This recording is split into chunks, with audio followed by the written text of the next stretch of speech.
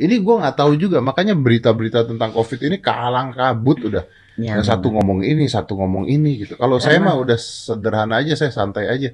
Saya tahu virusnya ada, saya tahu itu berbahaya, saya tetap olahraga, makan bagus, udah saya menjaga tubuh saya dari dalam, udah gitu. Karena kalau kita mikirin tentang satu hal itu terus-terusan, matinya mati kepikiran gitu, Bu.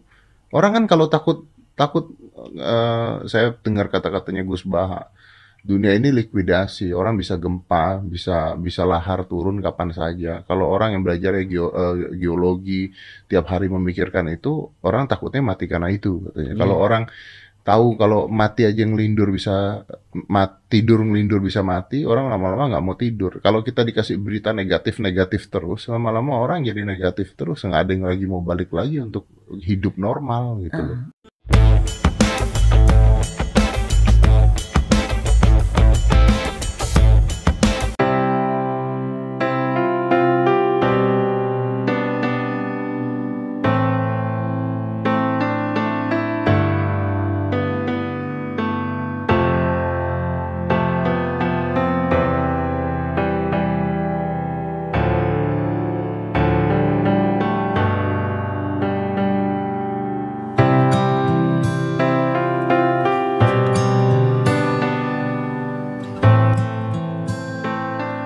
Bagi yang keras kepala dan sombong, pastinya himbauan yang baik ini akan terus dilawan dengan jawaban-jawaban yang membuat miris, terutama bagi rekan-rekan tenaga kesehatan yang sedang berjibaku melawan ganasnya COVID-19 varian baru, yang jumlah perharinya tembus 40.000 lebih kasus.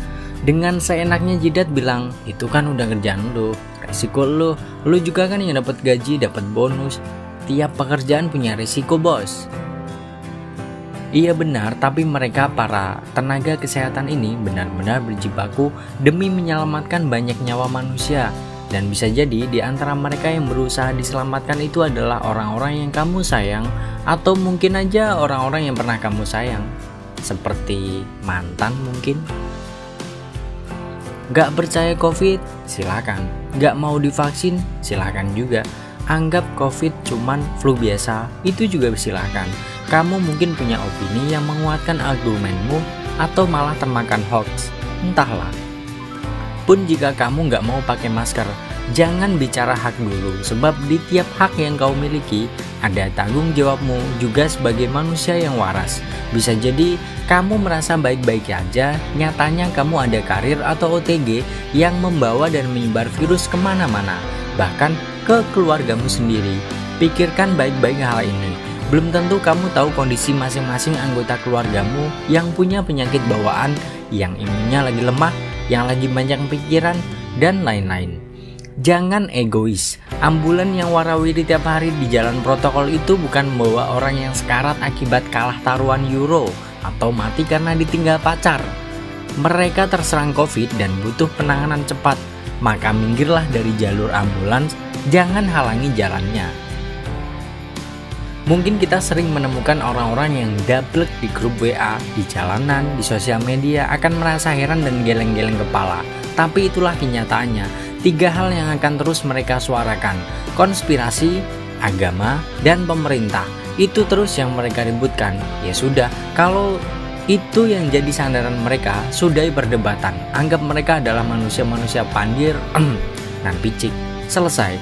Nanti andai mereka terjangkit COVID, sapa mereka, beri semangat, beri support. Jangan sampai mereka stres lalu menambah daftar kematian sehingga statistik kematian akibat COVID menjadi lebih tinggi. Ingat, flu biasa tidak akan bisa memicu penyakit bawaan hingga aktif dengan cepat. Flu biasa tidak akan mampu membuat kelumpuhan fungsi paru-paru dengan cairan lengket seperti lem. Flu biasa juga tidak membuat efek jangka panjang hingga berbulan-bulan, bertahun-tahun, bahkan mungkin seumur hidup.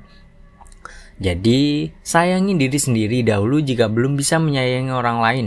Masker udah murah, jangan jadi alasan gak punya masker. Jaga jarak, sebab kalau kedekatan nanti dibilang PDKT. Dan ketika nanti hidung kamu gak bisa mencium, itu bukan karena lu hanya dianggap teman biasa. Itu COVID. Swablah segera, lapor, jangan ke pacar, lapor ke puskesmas. Entah ada atau tidak COVID-19 ini, yang jelas jaga kesehatan selalu. Berikut adalah ceramah Gus Baha mengenai COVID juga kematian. Semoga pandemi ini segera berakhir. Saya akan cerita versi Kiai ya, kalau versi medis Anda lebih tahu. Kalau versi Kiai itu kematian itu dianggap hal yang sebetulnya ada versi Kiai ya, semua orang tahu lah pasti mati itu. Cuma inginnya mati itu kan macam-macam. Inginnya ya setelah kaya, terus setelah mapan, terus menangi anaknya mapan, cucunya mapan gitu. Terus itu pun sebetulnya ada siap mati juga, tapi ya tetap mati gitu. Jadi saya punya cerita, saya akan cerita yang lucu-lucu ya supaya nggak tegang ya menghadapi kematian. Dulu itu kroni itu ya sudah ada. Jadi Nabi itu ya punya kroni, tidak hanya pejabat. Nabi itu punya kroni. Nabi Sulaiman itu bisa terbang. Ya mulai dulu manfaatkan angin. Jadi angin itu mulai dulu memang luar biasa. Dimanfaatkan orang sekarang mulai tenaga angin, pakai rem angin. Mulai dulu angin itu luar biasa.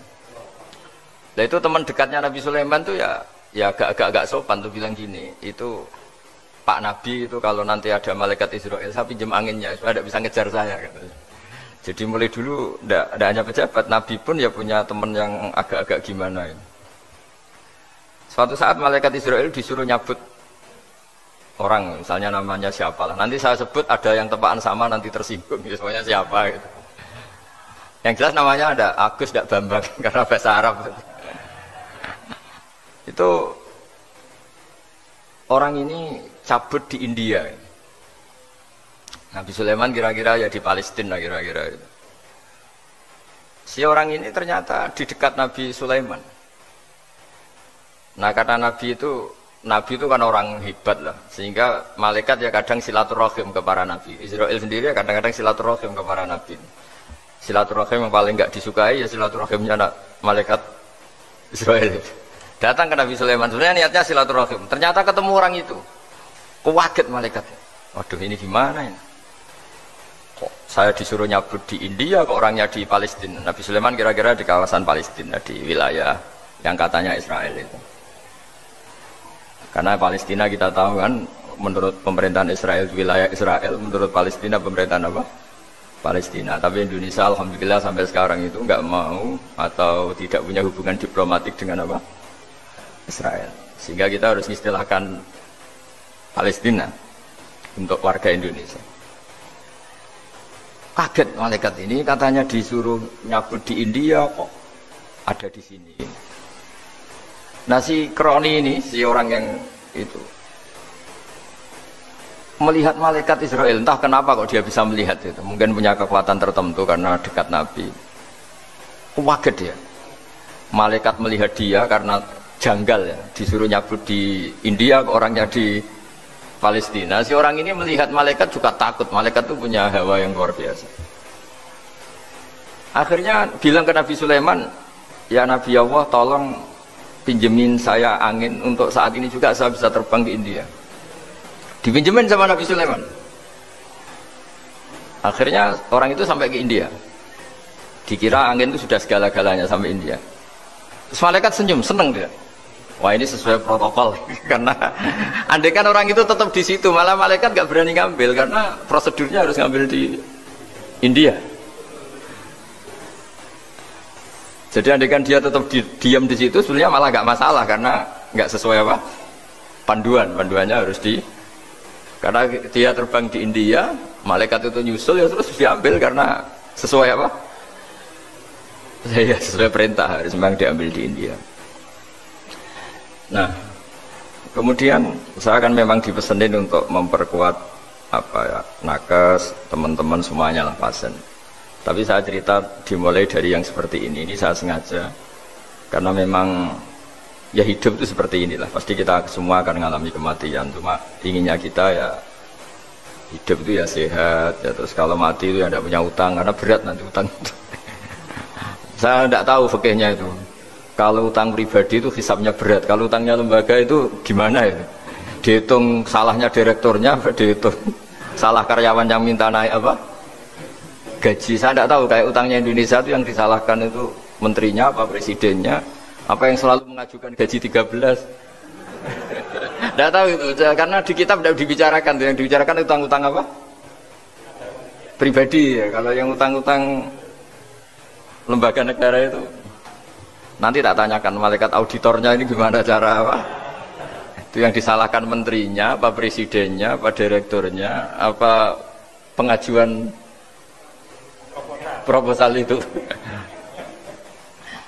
Nah singkat cerita itu, kalau ngadepin kematian atau sebenarnya yang ngadepin kehidupan juga kita ini. Inna sholati wa nusuki wa mahyaya wa mamati lillahi rabbil alamin. Saya bicara ilmunya kiai. Misalnya si A itu sebenarnya sudah ditulis dia mati karena kecelakaan.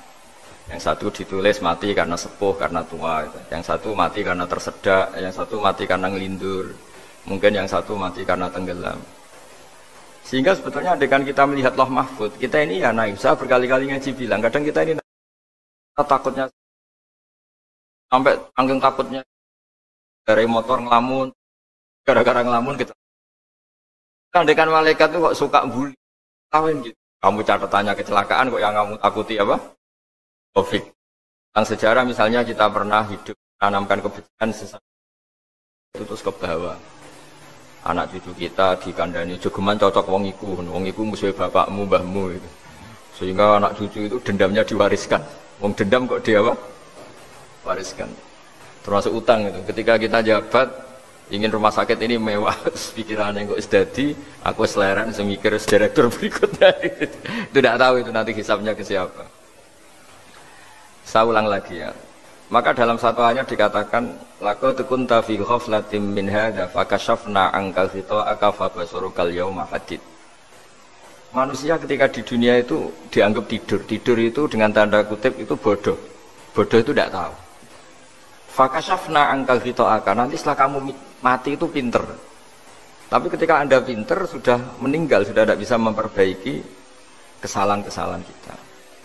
Nah kenapa kita dikatakan sekarang ini tidur? Karena kita ini sering menyaksikan sesuatu yang sebetulnya tidak ada hubungannya dengan kita.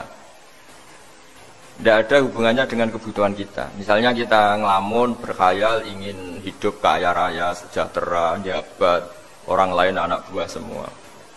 Ternyata itu nggak penting ketika kita di akhirat. Yang penting adalah Anda meninggal dalam keadaan menghamba kepada Allah Subhanahu wa Ta'ala. Saya berkali-kali ngaji, kalau saya berkali-kali bilang, andai kan hati kita nanti direkam Allah, nanti di akhirat sudah direkam, orientasi kita direkam nanti. Pak Agus misalnya ingin punya mobil, punya rumah mewah, punya apa, terus orientasinya gitu. Di depan Tuhan yang menyuruh kita, mensyariatkan kita, inginnya itu ya jadi hamba Allah terbaik, jadi kekasihnya Allah, jadi hamba yang bersujud, dari hamba yang bersedekah. Jadi ini kan tidak sambung, ada cita-cita versi Allah yang dianjurkan Allah, yaitu bercita-cita jadi hamba yang soleh, yang bermanfaat, yang memanfaati orang banyak. Kemudian ini ada cita-cita yang hadzun nafsi, ingin mapan, semua orang anak buah. Hal-hal seperti ini itu harus kita jaga, jangan sampai terjadi. Makanya di semua kitab, pertama mendahulukan bab niat-niat itu ya faman kana hijratu ilallah wa rasuli fa hijratu ilallah wa rasuli. Orang baik itu orang yang orientasinya itu menuju Allah Subhanahu wa Ta'ala. Lalu yang kurang baik adalah orang yang orientasinya itu ya harta, perempuan, pokoknya inginnya itu hal-hal yang kepentingan dirinya sendiri. Nah lalu kenapa kita kadang tidak tahu? Ya tidak tahu itu karena tadi kita kalau tidak wiridan itu tidak punya efek samping. Tapi kalau kamu nggak punya uang kan terus lemes. Karena ngerti itu terus uang itu penting, wiridan tidak penting. Nah dari kesimpulan itu sebenarnya kita menjadi bodoh. Karena menjadi bodoh ketika Anda meninggal ternyata uang ini nggak penting, wiridan ini penting. Tapi tahu kita terlambat setelah kita meninggal. Nah di sini saya ingin mengingatkan apapun kondisi kita yang jelas itu ingat selalu kepada Allah Subhanahu wa Ta'ala. Caranya ingat gimana? Kata Nabi, kamu bayangkan musibah yang lebih ekstrim, kamu akan tahu yang kamu alami itu ahwanu wa aisar, yang kamu alami itu ringan sekali. Ringan seringan-ringannya. Saya beri contoh ya, kalau Anda belajar, kalau dalam bahasa pondok itu falak, mungkin kalau bahasa umum itu apalah, ilmu apa. Misalnya orang ahli meteor, ahli apalah, ahli perbintangan. Ketakutannya pasti benda langit ini jatuh kemudian menimpa bumi. Nanti kalau Anda ahli geologi itu takutnya bumi ini likuifaksi karena sumber daya alamnya sudah begitu dikeruk, dimanfaatkan. Nanti yang ahli teroris atau yang ahli ekstremis itu takutnya itu ada teroris. Yang ahli sosiologi takutnya Indonesia itu chaos. Kalau chaos ya saling bunuh, saling. Jadi semuanya ini ketakutan ini semuanya mengarah terhadap kematian.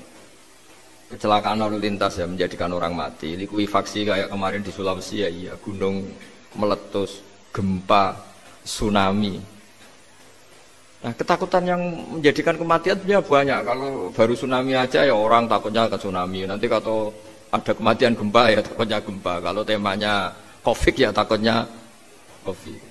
Terus kalau ada tetangga mati karena ngelindur ya baru gue nak turu hati-hati nggak nak mati ngelindur.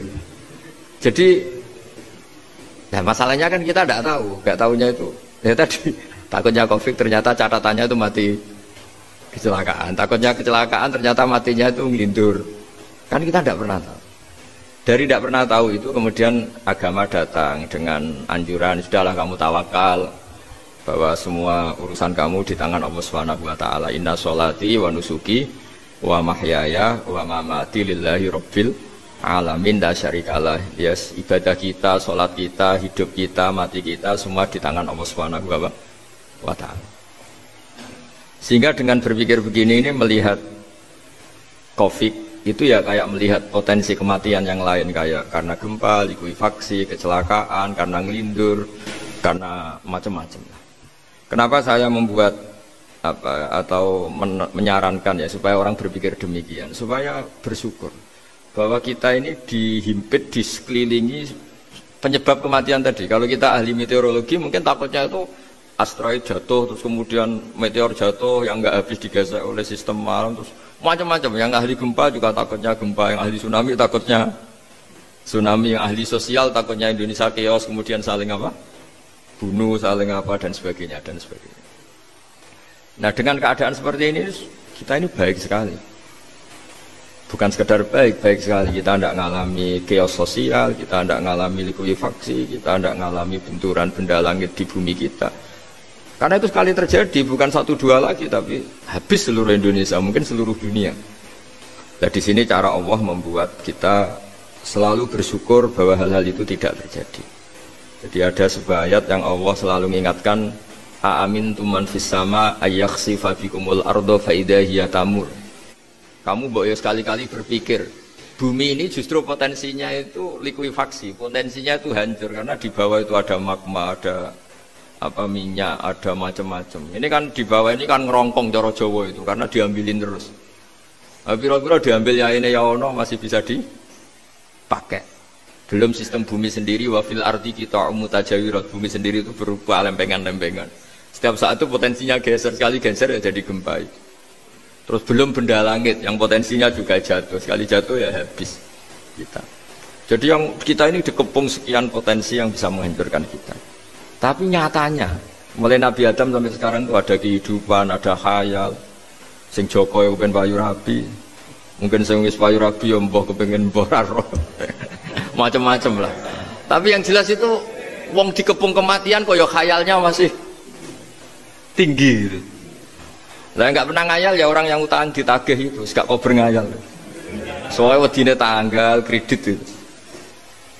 Tapi ini saya cerita supaya orang Indonesia itu ngerti lah bahwa yang ngepung kita itu tidak hanya COVID. Banyak. Makanya orang Arab itu kalau ngendikan itu wa malam yamut bisayfi mata bi khairihi ta'addadatil asbab wal maut wahidu. Karena orang Arab itu kan dulu Arab sebelum Islam itu kan satu kabilah nyerang kabilah yang lain itu. Wah itu kan harus butuh orang-orang tangguh karena dulu sistem rezekinya kayak sistem Indonesia dulu lah. Kerajaan ini nyerang ini supaya satu kerajaan punya eksistensi harus mengalahkan kerajaan yang lain. Bahkan cerita-cerita itu sama lah di Indonesia di mana-mana. Nah itu pemuda-pemuda yang gagah berani itu karena punya pegangan tadi.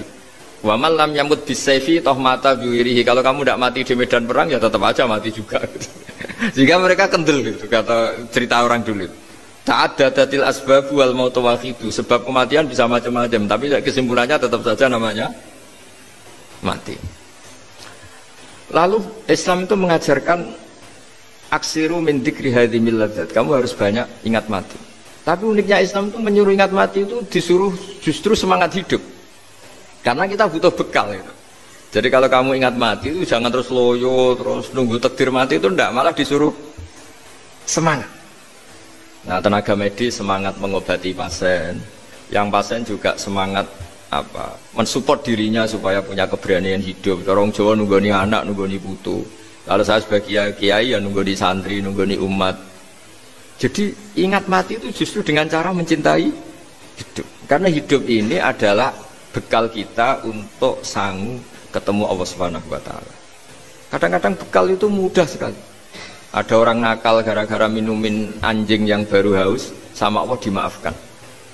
Ada orang yang pulang dari tempat kerjanya, ada duri di tengah jalan, disikirkan takut kena orang, diampuni Allah, yang menjadi ahli apa? Surga. Ada orang yang kerja untuk orang tuanya, kemudian orang tuanya dicukupin menjadi ahli surga. Bahkan ada ahli surga itu ceritanya itu, tapi ini jangan dicoba.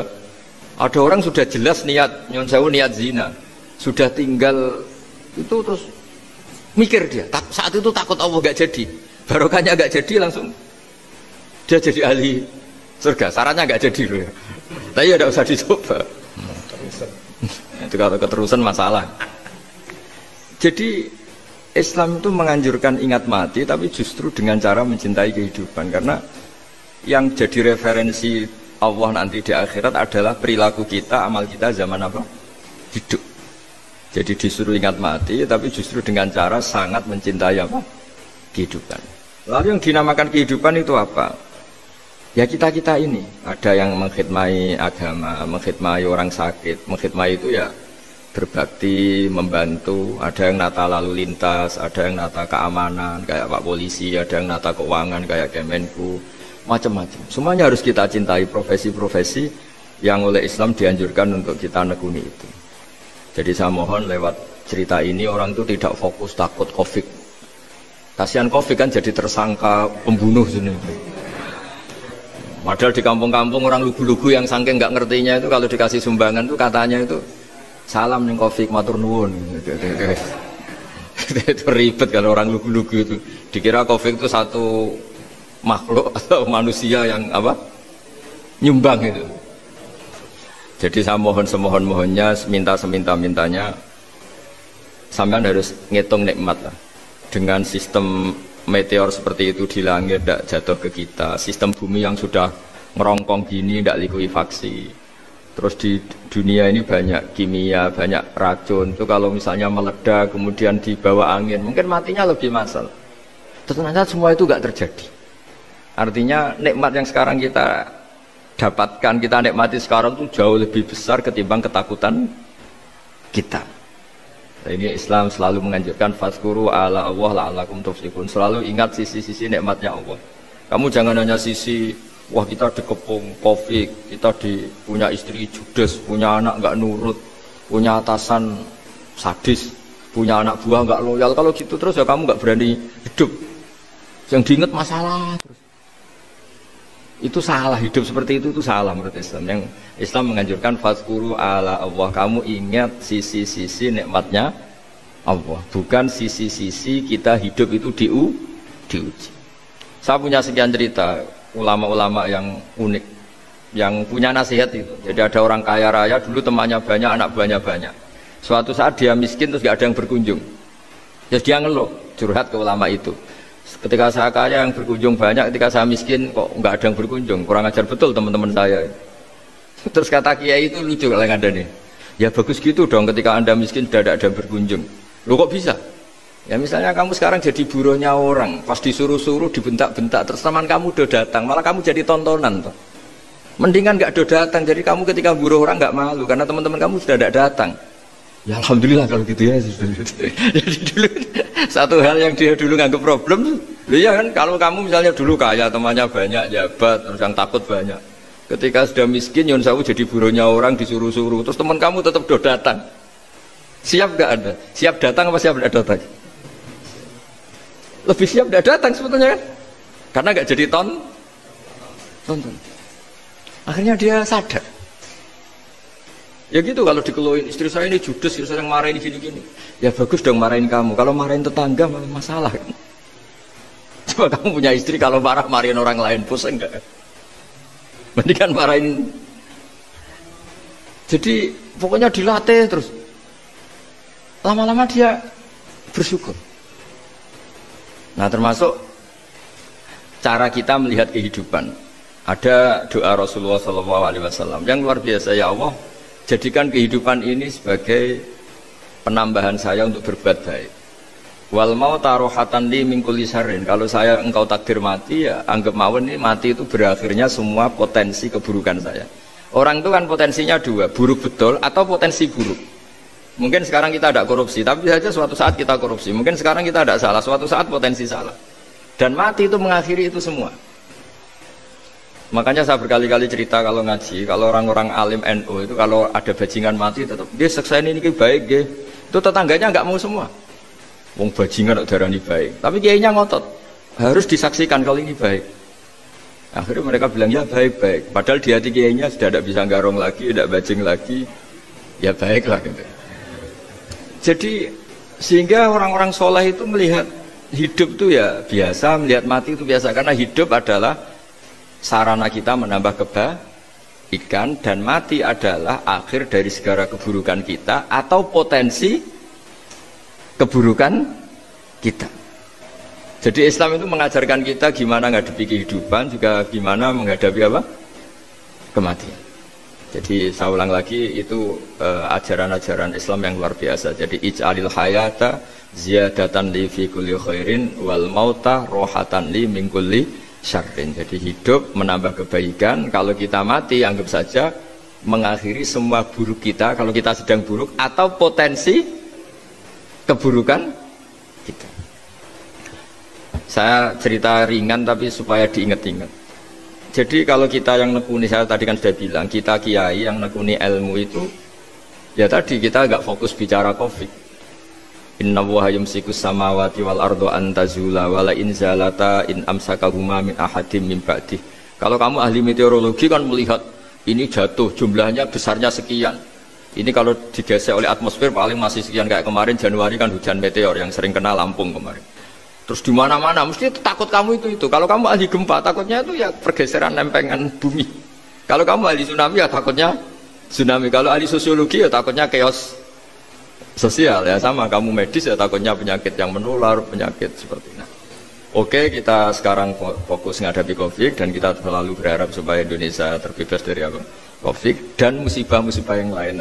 Ya itu tadi, apa gunanya terbebas dari COVID tapi chaos sosial? Kayak apa terus kita? Sehingga Islam selalu mengajarkan harus disyukuri lah bahwa kita sekarang alhamdulillah kita hidup harmonis. Kita kata Mbah Mun Bhinneka Tunggal Ika itu dingentikakno terus. Terus yang terakhir masalah air. Air itu sumber kehidupan. Di antara Allah mengingatkan kita adalah qul ara'aitum in asbaha ma'ukum ghoran famayyatikum bima'in ma'in.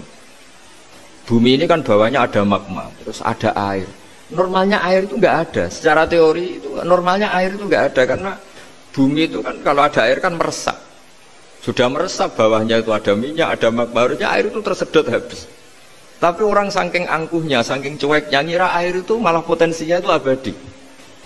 Sebetulnya kalau menurut teori alam air itu gampang hilang kan, diletakkan di bumi ya bumi itu meresap. Nanti bawahnya itu ada minyak, ada sebagian ada magma, ada macam-macam lah. Jadi potensi air itu harusnya nggak ada malah kalau melihat sistem itu. Tapi karena Allah saking rahmannya, air ini dijaga sedemikian rupa tetap ada. Kalau melihat sistemnya kan normalnya malah nggak ada. Makanya Allah selalu mengingatkan, in asbahama ukum ghoron. Suatu saat air yang kamu pakai, yang jadi sumber kehidupan itu bisa saja tahu-tahu hilang. Mungkin tersedot oleh panas bumi atau corong Jawa niku nyeresep entek atau gimana lah cara Allah menghilangkan. Famay ya'tikum bima imain. Lalu siapa yang bisa mendatangkan air itu lagi? Ini kata para hafid, ini yang kata guru-guru ya, termasuk yang dikatakan Pak Mukhtar ini. Nanti orang harus menghentikan menjawab Allahu Rabbul Alamin. Hanya Allah sendiri yang bisa mengatur air ini selalu ada. Itu Pak, kalau kamu pikirkan air kamu sokkan di bumi kan mesti langsung hilang, meresap ke bumi. Bumi ada bawahnya lagi, ada bawahnya lagi, dan mungkin bukan yang paling bawah mungkin tomak, harusnya itu nggak ada. Tapi Allah saking sayangnya mengatur sistem air itu ada dan tersedia. Tapi ketika orang terlalu cuek dan angkuh sampai lupa syukur tersedianya apa?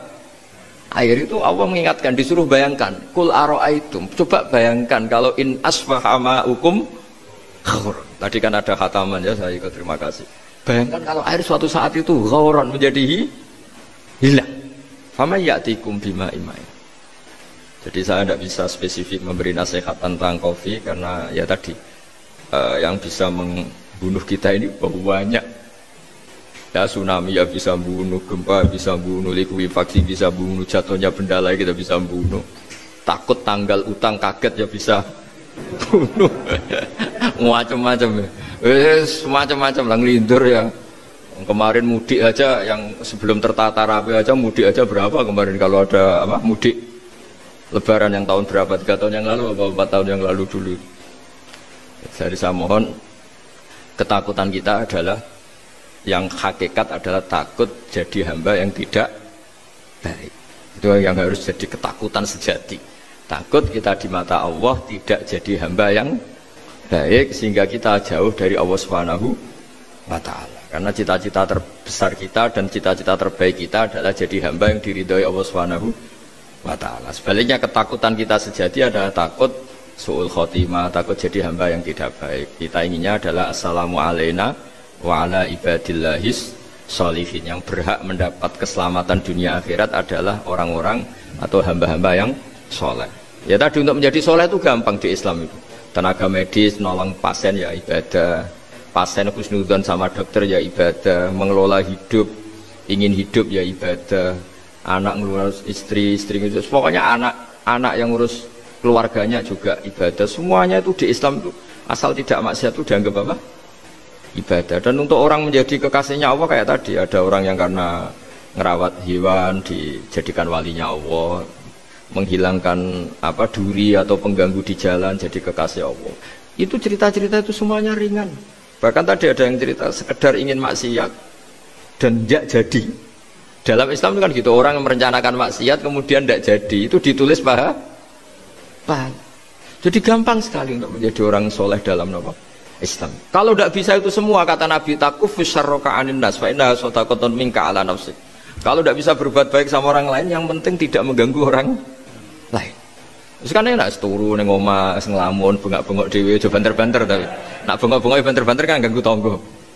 Itu asal tidak ganggu orang lain. Takufus syarroka anin nas. Kamu jangan sampai efek buruk kamu berakibat pada orang lain. Itu juga fa innaha sadaqatun minka ala nafsik. Itu ya bagian dari sedekah kamu. Taruh saja misalnya kalau secara ilmu medis, misalnya kita ini kok dinyatakan positif COVID, secara ilmu medis nggak boleh ketemu orang lain, terus kamu diisolasi. Kamu niatin ketika diisolasi itu tidak menularkan bahaya kepada orang lain. Itu juga ibadah. Jadi ibadah itu gampang sekali, mudah sekali. Karena agama ini yuridu wa bikumul yusra wa la yuridu bikumul usra. Agama ini mudah bukan sulit. Ya, mohon maaf tadi saya nggak bisa datang yang jam 11 karena saya tadi malam hormat di Jogja, acara 7 harinya Kiai Haji Tabik, tadi pagi baru datang. Tapi saya mohon pokoknya yang seneng ya, hidup itu yang seneng, diberi kesempatan hidup sampai sekarang itu yang seneng. Jangan karena teman kamu meninggal terus seakan-akan ini teman saya meninggal, paling saya besok. Kok kamu tahu? Nyatanya besok hidup lagi, besoknya ya hidup lagi, sampai sekarang ya masih hidup. Sudahlah, mensyukuri yang ada. Jadi sudah saya mohon, syukur itu penting. La in syakartum lazidanakum. Justru dengan kita syukur itu insya Allah segalanya akan tambah baik, tambah apa? Baik. Matur nuwun, ngapunten ingkang kathah. Assalamualaikum warahmatullahi wabarakatuh.